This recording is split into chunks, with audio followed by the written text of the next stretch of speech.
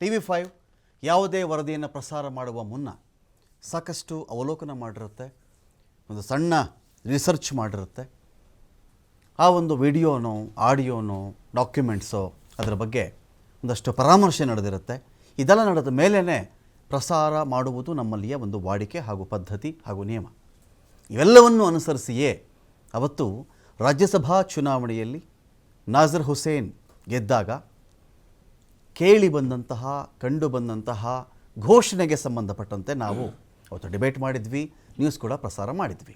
ಒಂದು ಬೈಟ್ ಇಟ್ಕೊಂಡು ಆ ಬೈಟ್ನಲ್ಲಿ ನಾಜರ್ ಸಾಬ್ ಜಿಂದಾಬಾದ್ ಹಾಗೂ ಪಾಕಿಸ್ತಾನ್ ಜಿಂದಾಬಾದ್ ಎರಡೂ ಹೇಳಿಕೆಗಳಿದ್ದವು.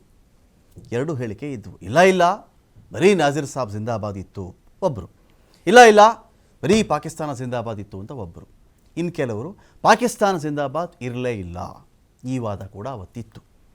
ಅದೇ ವಿಚಾರಕ್ಕೆ ಸಂಬಂಧಪಟ್ಟಂತೆ ನಾವು ಇಲ್ಲಿ ಏನು ಕೇಳಿ ಬಂದಿತ್ತೋ ನಿಮ್ಮ ಮುಂದೆ ಇಟ್ಟಿದ್ದೀವಪ್ಪ, ತನಿಖೆ ನಡೀಲಿ, ಶಿಕ್ಷೆ ಆಗಲಿ ಅಂತ ನಾವು ಹೇಳಿದ್ವಿ. ಇವತ್ತು ಅದೇ ವಿಚಾರಕ್ಕೆ ಸಂಬಂಧಪಟ್ಟಂತೆ FSL ರಿಪೋರ್ಟ್ ಇವರ ಕೈ ಸೇರಿರಬೇಕು. ಇವರ ಕೈ ಸೇರಿದ್ದ ಮೇಲೆ FSL report, based on that report 3 ಜನ ಅರೆಸ್ಟ್ ಆಗಿದ್ದಾರೆ. ಅದರಲ್ಲಿ ಒಬ್ಬ ದೆಹಲಿ ಮೂಲದ ಇಲ್ತಾಜ್, RT ನಗರದ ಮುನಾವರ್, ಬ್ಯಾಡಗಿ ಮೂಲದ ಮೊಹಮ್ಮದ್ ಶಫಿ, ಅದನ್ನು ನಶೀಪುಡಿನೋ ಕರೀತಾರೆ ಅವನಿಗೆ, ಇರಲಿ. ಈ 3 ಜನನ ಇವತ್ತು ವಶಕ್ಕೆ ಪಡ್ಕೊಂಡಿದ್ದಾರೆ. ನ್ಯಾಯಾಧೀಶರ ಮುಂದೆ ಹಾಜರುಪಡಿಸಿರಬೇಕು. ಬೋರಿಂಗ್ ಆಸ್ಪತ್ರೆಯಲ್ಲಿ ಮೆಡಿಕಲ್ ಚೆಕಪ್ ಕೂಡ ಆಗಿದೆ. 39ನೇ ACMM ಕೋರ್ಟ್ನ ಜಡ್ಜ್ನ ನಿವಾಸದಲ್ಲಿ ವಿಚಾರಣೆ ಕೂಡ ನಡೆದಿದೆ. ಇರಲಿ, ಏನಾಗುತ್ತೆ ಅಪ್ಡೇಟು ನಾವು ಚೆಕ್ ಮಾಡ್ಕೊಳ್ಳೋಣ. 3ರನ್ನು ಅರೆಸ್ಟ್ ಮಾಡಿದ್ದಾರೆ. ಇಲ್ಲಿ ಪ್ರಶ್ನೆ ಏನು ಬಂತು ಅಂತ ಹೇಳಿದ್ರೆ, ನಡೆದೇ ಇಲ್ಲ, ಕೇಳೇ ಇಲ್ಲ ಒಂದು ಭಾಗ, ಎರಡನೇದು ನಡೆದಿದೆ ತನಿಖೆ ನಡೆಸಿ ಅಂದಾಗ ಅದಕ್ಕೊಂದು ಭಾಗ. ಇದರಾಚೆಗೆ ಇನ್ನೊಂದು ಬೆಳವಣಿಗೆ ನಡೆದಿತ್ತು. ಈ ಮನುಷ್ಯ ಇಲ್ಲಿ ಸ್ಕ್ರೀನಲ್ಲಿ ಕಾಣ್ತಾ ಇದ್ರಲ್ಲ, ಈ ಮನುಷ್ಯ ಇರೋ ನಾಜರ್ ಹುಸೇನ್ ಅಂತ. ನಾಜರ್ ಹುಸೇನ್ ಅನ್ನೋ ಮನುಷ್ಯ ನೋಡಿ, ಅಲ್ಲಿ ಮಧ್ಯದಲ್ಲಿ ಕನ್ನಡಕ ಹಾಕೊಂಡು ಕಾಣ್ತಾರಲ್ಲ, ಈ ಮನುಷ್ಯ ಮಾಧ್ಯಮದ ಬಗ್ಗೆ ನಯಾ ಪೈಸೆ ಗೌರವ ಇಲ್ಲದೆ ಮಾತನಾಡಿದ ಮನುಷ್ಯ. ನಡೆಯಲೈ, ಆಚೆ ಹೋಗಲೈ, ವಿಧಾನಸೌಧದಿಂದ ಆಚೆ ಹೋಗೋ, ಈ ಶಬ್ದ ಯಾವನೋ ಅವನು ಒಬ್ಬ ರಾಜ್ಯಸಭಾ ಮೆಂಬರು. ಇವರೆಲ್ಲ ಲಾಯಕ್ ಅದಕ್ಕೆ ಅಂತ ನಮ್ಮ ಪ್ರಶ್ನೆ. ಅವತ್ತಿಗೂ ಕೇಳಿದ್ವಿ, ಇವತ್ತಿಗೂ ಕೇಳ್ತಾ ಇದ್ದೀವಿ. ಪರಿಶೀಲನೆ ಮಾಡೋಣ, ಅದೇನಾಯಿತೋ ಚೆಕ್ ಮಾಡೋಣ, ನನಗೇನೋ ಕೇಳಿಸ್ತಿಲ್ಲಪ್ಪ, ನೋಡೋಣ ಇರ್ರಪ್ಪ, ಇದು ಬರಬೇಕಾಗಿತ್ತು. ಸ್ವಲ್ಪ ಕಲ್ಚರ್ ಇದ್ದಿದ್ದರೆ. ಈ ಕಲ್ಚರ್ ಇಲ್ದಿದ್ರೆ ಇಂಥ ಸಮಸ್ಯೆಗಳಾಗ್ಬಿಡ್ತವೆ. ಸ್ವಲ್ಪ ಸಂಸ್ಕಾರದ ಕೊರತೆ ಇದ್ದರೆ ಇಂಥ ಶಬ್ದಗಳು ಬಂದುಬಿಡ್ತವೆ. ಯಾಕೆಂದರೆ ಬೇಸಿಕ್ ಆಚೆ ಬಂದುಬಿಡುತ್ತಲ್ಲ, ಮೂಲವಾಗಿ ಏನೋ ಇರುತ್ತಲ್ಲ ಒಳಗಡೆ, ಅದು ಒಂಥರ ಆಚೆ ಬಂದುಬಿಡುತ್ತೆ ಇವರಿಗೆ. ಮೇಲ್ಗಡೆ ಏನೇ ವೇಷ ಹಾಕ್ಕೊಳ್ಳಿ, ಒಳಗಡೆಯಿಂದ ಈ ನಾಜರ್ ಅನ್ನೋನಿಗೆ ಅದು ಬಂದಿತ್ತು ಅವತ್ತು. ಬಾಯಿಗೆ ಬಂದಂಗೆ ಮಾಧ್ಯಮದವ್ರಿಗೆ ಬೈ, ವಿಧಾನಸೌಧದಿಂದ ಆಚೆ ನಡಿ ಅಂತ.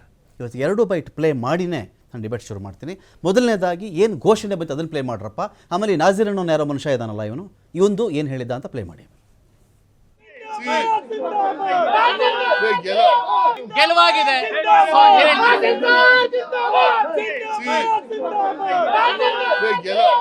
ಗೆಲುವಾಗಿದೆ,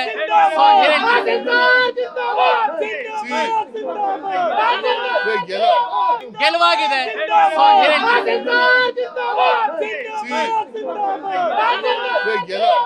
ಗೆಲುವಾಗಿದೆ. ರಿಪೋರ್ಟರ್ ಸರ್ ಹೋಗಿದ್ದಾರೆ ಸರ್, ವಿಡಿಯೋ ಐತೆ ನಮ್ಮ ಹತ್ರ.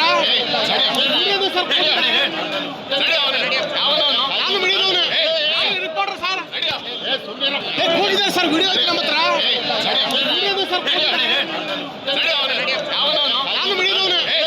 ರಿಪೋರ್ಟರ್ ಸರ್ ಹೋಗಿದ್ದಾರೆ ಸರ್, ವಿಡಿಯೋ ಐತೆ ನಮ್ಮ ಹತ್ರ.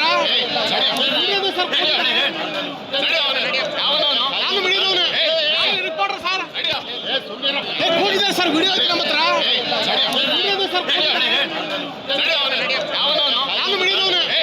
ರಿಪೋರ್ಟರ್ ಸರ್ ಹೋಗಿದ್ದಾರೆ ಸರ್, ವಿಡಿಯೋ ಐತೆ ನಮ್ಮ ಹತ್ರ.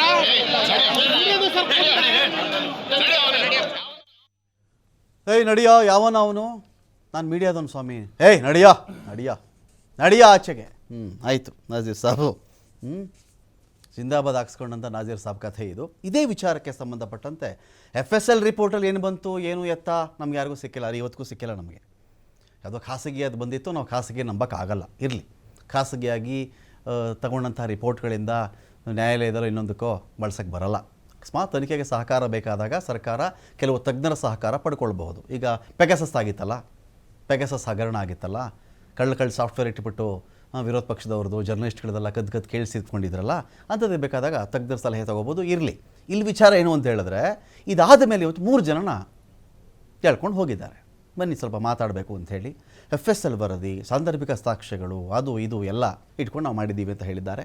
ಈ ಬೆಳವಣಿಗೆ ಯಾಕಾಯಿತು? FSL ಒಂದು ವೇಳೆ ಆ ಥರದ್ದೇನೂ ಕೂಗಿಲ್ಲ, ಆ ಥರ ಶಬ್ದವೇ ಬಂದಿಲ್ಲ ಅಂತ ಇದ್ದಿದ್ದರೆ ಪೊಲೀಸರು ಸುಮ್ಮನೆ ಯಾರನ್ನೂ ಅರೆಸ್ಟ್ ಮಾಡ್ಕೊಂಡು ಹೋಗಲ್ಲ. ನಿಜ ಅಲ್ವೇ? FSL ಏನೂ ಇಲ್ಲ ಅಂತ ಹೇಳಿದ್ಮೇಲೆ ಯಾಕೆ ಅರೆಸ್ಟ್ ಮಾಡಿಬಿಡ್ತಾರೆ? ಕೇಳಿಬಿಡ್ತಾರಾ ಅರೆಸ್ಟ್ ಮಾಡಿಬಿಟ್ರಿ ಇವರು? ಹಾರಾಡ್ಬಿಡಲ್ವ ಅಲ್ಲೇನೆ, ಯಾರು ಹೋಗಿದ್ರು ಅವ್ರನ್ನ ಅರೆಸ್ಟ್ ಮಾಡಿರಿ ಅಂತ ಹೇಳಿ? ಇಲ್ಲ, ಅಲ್ಲೇನೋ ಅಂಥದ್ದು ಬಂದಿರಬೇಕು, ಆ ಕಾರಣಕ್ಕೆ ಇಲ್ಲಿ ಅರೆಸ್ಟ್ ಆಗಿರಬೇಕು. ಇದೇ ವಿಚಾರಕ್ಕೆ ಸಂಬಂಧಪಟ್ಟಂತೆ ರಾಜಕೀಯ ನಾಯಕರು ಏನು ಮಾತಾಡಿದ್ದಾರೆ ಕೇಳಿಸ್ಕೊಳ್ಳಿ, ಡಿಬೇಟ್ ಶುರು ಮಾಡ್ತೀನಿ. 3 ಜನ ಅರೆಸ್ಟ್ ಆಗಿದ್ದಾರೆ